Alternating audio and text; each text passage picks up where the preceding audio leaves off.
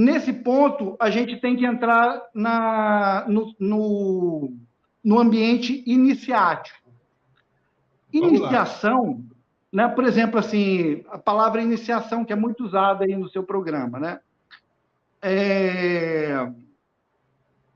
No normal, quando a gente vai começar alguma atividade, por exemplo, eu estou fazendo uma faculdade lá de qualquer coisa e eu optei por seguir uma carreira acadêmica. Eu quero ser professor universitário e tal. Então, o primeiro passo para quem vai desenvolver uma carreira acadêmica ou uma carreira de pesquisa é você fazer a chamada iniciação científica. Sim. Iniciação científica é o primeiro degrau de você vai aprender a metodologia científica, os métodos que a ciência usa para qualquer coisa. Então, esse é o primeiro passo. E daí, então, ou vamos dizer assim, vou fazer uma iniciação musical. Você começa a aprender aquelas primeiras fundamentos da música, da musicologia, do som, do seu instrumento de preferência, ou uma iniciação artística, né? Eu vou para o teatro e quero ser ator. Então, você faz uma iniciação naquele caminho. Do ponto de vista espiritual, quando se fala em iniciação, também isso, é começar um caminho, um estudo, mas também uma postura íntima de se colocar sempre naquela condição de aprendiz. Eu não tenho fim, eu estou sempre começando. Não existe essa coisa de mestre. Por isso tem que é pessoas. Senão seria terminação. Por isso que o nome é iniciação. Não, né? Senão seria terminação. Acabou. Isso. Exatamente isso. E nesse processo iniciático, nós vamos desenvolver não só o conhecimento físico, que é normal desse nosso mundo, da época que a gente conhece, mas outras formas de aprendizado de conhecimento, que é o conhecimento intuitivo, o conhecimento imaginativo, o conhecimento de inspiração direta. Tudo isso são possibilidades que o ser humano tem de vasculhar o desconhecido para torná-lo conhecido.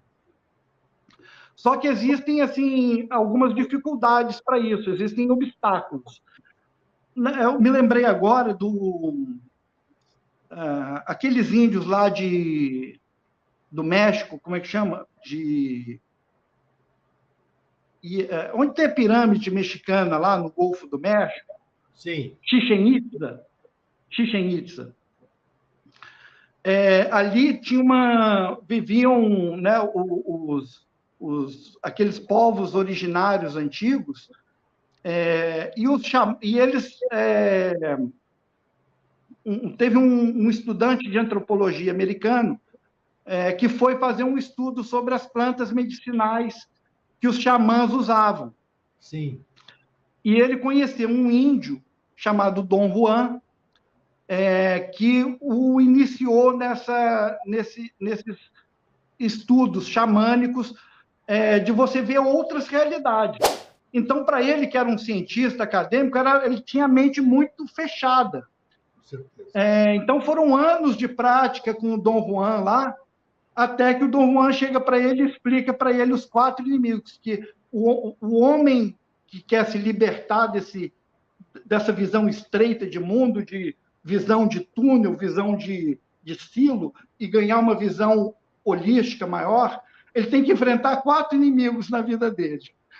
O primeiro inimigo é a ignorância. Ele tem que se saber ignorante, que nem a gente faz. Não sei isso, eu quero saber, mas não sei. Então, a ignorância é o primeiro obstáculo adversário do homem que quer alcançar o estado de consciência do Nagual. O Nagual é o universo sem limites. Então, como é que ele faz? Ele usa o conhecimento para combater a ignorância.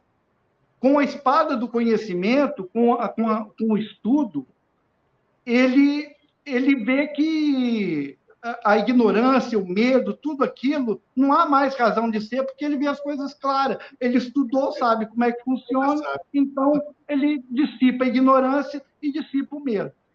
Aí ele encontra o segundo inimigo dele, que é quem? O próprio conhecimento. Porque agora que ele sabe como é que são as coisas, ele fica arrogante, ele acha que está tudo dominado. Aí o segundo inimigo venceu ele nunca vai chegar no estado mais amplo. Então, como é que ele vence o conhecimento? Através da renúncia a esse conhecimento. Pega tudo aquilo que ele aprendeu e joga fora. E começa um iniciante de novo. Começa de novo Quando ele faz isso, ele se torna um cara poderoso, porque não tem quase nada mais que barre a evolução dele. Ele adquiriu poder sobre os mecanismos da vida. Aí ele, então, encontra o terceiro inimigo, que é o próprio poder. O poder é uma coisa tremenda, né? Porque você está com o poder na mão, meu amigo, você esquece tudo, né? Você quer conhecer alguém, dele poder, é um jargão popular que tem aí, né? Aí, o poder, como é que você vence o poder? Renunciando ao poder. Eu tenho poder, mas não vou interferir. É o que os grandes mestres fazem. Eles têm poder, Jesus, Buda, Jesus Cristo, como eles dizem, se eu suspender a minha infatigável atividade, o mundo, os universos mergulham na destruição.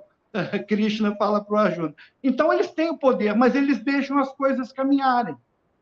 E o ser humano que quer adquirir essa transcendência também precisa abrir mão do poder. Delegar, deixar passar, não intervir a sua vontade, né? O professor Henrique mesmo, quantos exemplos que ele tem nas caras da vida dele, de que ele podia intervir em 1000 coisas, mas não fazia isso, nem na vida pessoal dele, com relação aos familiares, e nem com relação à instituição ou ao mundo todo. Então, esse é um bom exemplo para a gente, renunciar ao poder que você tem. Com isso, nossa, você está lá no céu quase. Mas aí você encontra o quarto e último inimigo, que é o cansaço, a desistência. Afinal de contas, isso tudo, para que isso tudo? Porque depois disso aí, você vai se interessar pelo quê? Vai fazer, não tem mais. E esse é o quarto inimigo, essa vontade de largar a mão, de desistir.